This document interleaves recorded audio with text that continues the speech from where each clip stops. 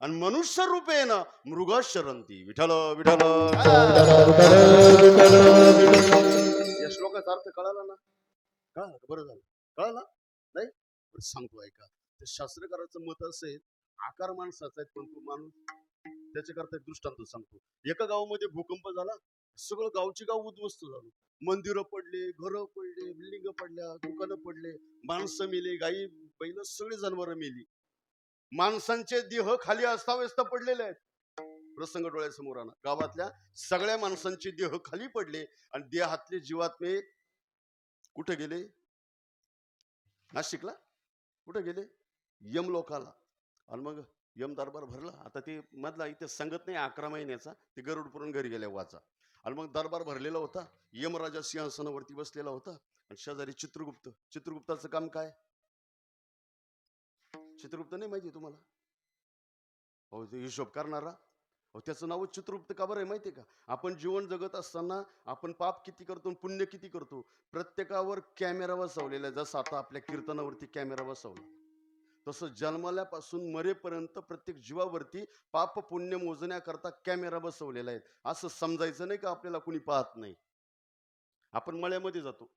आता तुम्ही हरभरा पेराल, 2-3 महिन्याने हरभरा असा होईल, खायला येईल. आणि मग आपण सहज जर चक्करला गेलो मळ्यामध्ये, जर आपल्याला हरभरा खावा वाटला, बांधावरून चाललो, या बाजूला आपलं शेत आहे, दुसऱ्या बाजूला दुसऱ्याचं शेत आहे आणि अख्ख्या मळ्यामध्ये आपण एकटेच आहेत. आणि जर आपल्याला हरभरा खायचा असला, कोणाचं उपटतो? झाले का नाही कबूल? का बरं? कारण आपल्याला माहिती आहे आपल्याला कुणी पाहत. त्याच्याकरता हा चित्रगुप्त आहे. विठल विठल.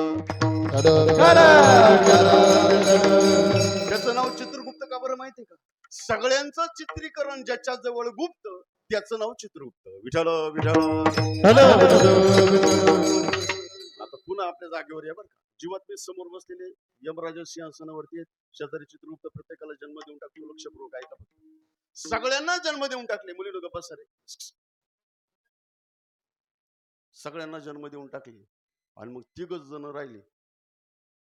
किती जण राहिले? यमराज म्हणे चित्रगुप्त अरे या 3 का ठेवलं? म्हटले महाराज सगळ्यांना जन्म देऊन टाकले पण हे 3 जण असे ना, दररोज दारू पिऊन गावाला त्रास, घरात त्रास, भाऊबंदाला त्रास, याला त्रास, सप्त्याला त्रास, उत्सवाला त्रास, जत्राला त्रास, यात्रेला त्रास, सगळीकडे त्रास. गावात कोणाची सोयरीक जमली का दुसऱ्या दिवशी जाऊन मोडलीच समजा. असे हे 3. यांच्या पूर्ण रेकॉर्ड मध्ये कुठंच पुण्य शब्द सापडत. यांना जन्म कोणता द्यायचा?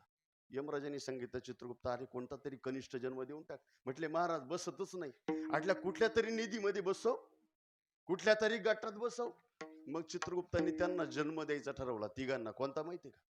गाढवाचा. कशाचा डॉक्टर साहेब? कशाचा? गाढवाचा. गाढवाचा जन्म ऐकला आणि मग ते 3 थरथर कापू लागले. महाराज वाटेल त्या द्या, बैलाचा द्या, डुकराचा द्या, कोणाचाही द्या पण गाढवाचा देऊ. कारण बैलाचा जन्म स्वतंत्र आहे. दिवसभर काम केलं तरी शेतकरी खायला. कुत्र्याचं ह्या घरात नाही तर त्या घरात पोट भरत. डुकराचं तसंच आहे, कोणत्या गलीला जाय हायच आहे. कारण लोक काही थांबत. त्याच्यामुळे तोही स्वतंत्र आहेत. पण गाढवाचं तसं नाही. गाढवाचं दिवसभर काम करावं लागतं, खायच्या वेळेला हुसकून दिलं जातं. ते 3 म्हटले महाराज यमदेवा वाटेल तो जन्म द्या पण गाढवाचा जन्म देऊ. यमराजाने सांगितलं भाऊ तू मृत्यू लोकात नाही, इथं वशीला चालणार. कारण इथं नियम आहेत. केले कर्म झाले त्याचे भोगा, केले कर्म झाले त्याची भोगा आले, उपजले मेले ऐसे किती, उपजले मेले ऐसे किती, उपजले मेले ऐसे किती, उपजले मेले ऐसे किती. इथं वशिला चालत त्या 3 एक हुशार होत. ते खाली लोकांना येड्यात काढायचं, डोकंच लावायचं. त्यांनी विचार केला तर वर तरी कसं गपरावं. मग त्यांनी वर सुद्धा इकडं काय केलं? डोकं चालवलं. म्हटले महाराज जन्म कोणता? म्हणे गाढवाचा. कशा करता? म्हणे गाढवासारखं वागण्यासाठी. मग तुम्ही एक काम करा ना, जन्म देताना आम्हाला माणसाचा द्या. जन्म देताना माणसाचा द्या, वागताना आम्ही कोणासारखं वागू? म्हणून आकार माणसाचा आहेत. ते माणसं विठल विठल.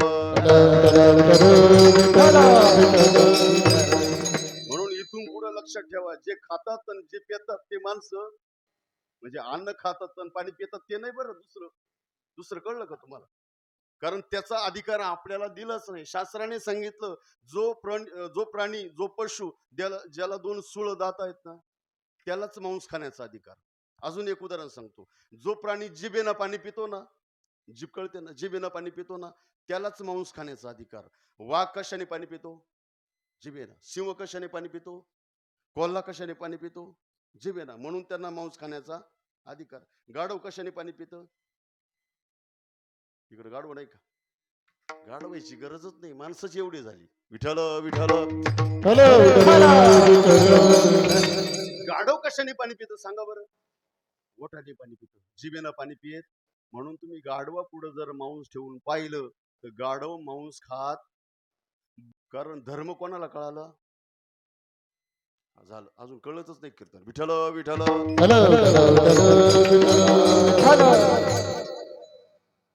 काय चालू होतं आपलं? हे माणसं नाही, मनुष्य रूपेन मृगशरणती. मांस खाणं आपला अधिकार नाही. दारू पिणं सुद्धा आपला अधिकार नाही. कारण दारूचा अधिकारी भागवतामध्ये सांगितलेला आहे. समुद्र मंथन झालं, इंद्राची 14 रत्न पडली आणि मग इंद्र गेला ब्रह्मदेव का. ब्रह्मदेव म्हटले भगवान विष्णूला जाऊन भेट आणि काय मार्ग निघालतो काढ. भगवान विष्णूने सांगितलं, इंद्र अरे दुर्वासाचा तुला शाप आहेत, दुर्वासाचा गुन्हा केलाय, जा आता. ते निघणार नाही, पण समुद्र मंथन केलं तर होईल. म्हटले देवा, समुद्र मंथनाला रवी लागल ना, समुद्रात पडलंय ते. म्हटले मंद्राचल नावाचा सर्वात उंच पर्वत आहे, त्याचा रवी बनव. जगतामध्ये सर्वात लांब असलेला सर्प वासुकी नावाचा त्याचा दोर बनव. पण इंद्रा, हे समुद्र मंथन नुसती देवता वरण भात खाणाऱ्यांचं काम नाही ते. म्हटले मग राक्षसांचं सहकार्य घ्यावं लागेल, जा खाली आणि त्यांची मदत घे. इंद्र आला खाली, राक्षसांना सांगितलं मला मदत करा. राक्षस म्हटले आम्ही मदत करू, फायदा काय? मदत करायच्या अगोदर राक्षस काय म्हणतात? नाही कळलं ना? मदत करायच्या अगोदर राक्षस म्हटले आमचा फायदा काय तर मदत करायला. इंद्र म्हटलं काळजी करू नका, काही भाग तुम्हाला आणि काही भाग. अग्रीमेंट झालं, करार झाला. एका बाजूला देव, एका बाजूला राक्षस. समुद्र मंथन सुरू झालं. मंगल अष्टकामध्ये ते 14 रत्न ऐकतो. लक्ष्मी कौस्तुभ पारिजातक सुरा धन्वंतरी चंद्रमा. लक्ष्मी निघाली भगवान विष्णू, ऐरावत निघाला इंद्राला, कामधेनू निघाली कपिलाला, पारिजातक निघाला स्वर्गामध्ये, एक एक रत्न वाटून दिलं. अमृत निघालं देवतांना, मदिरा निघाली. आवाज बारीक झाला तुमचा. मदिरा म्हणजे दारू. मदिरा निघाली, कोणी घेतली? बिचाऱ्यांनी अजून सोडली नाही. विठ्ठल विठ्ठल. म्हणून शास्त्राला म्हणावं लागलं, मनुष्य रूपेन मृगशरणची. म्हणजे शास्त्राने सुद्धा या भक्ती वाचून असलेल्या जीवात्म्यांची निंदाच केली. तुकाराम महाराजांनी या जीवात्म्याची निंदाच केली. माऊलीने सुद्धा भक्ती वाचून ज्याचं जीवन आहे त्यांची निंदाच केली. एवढ्या कनिष्ठ असते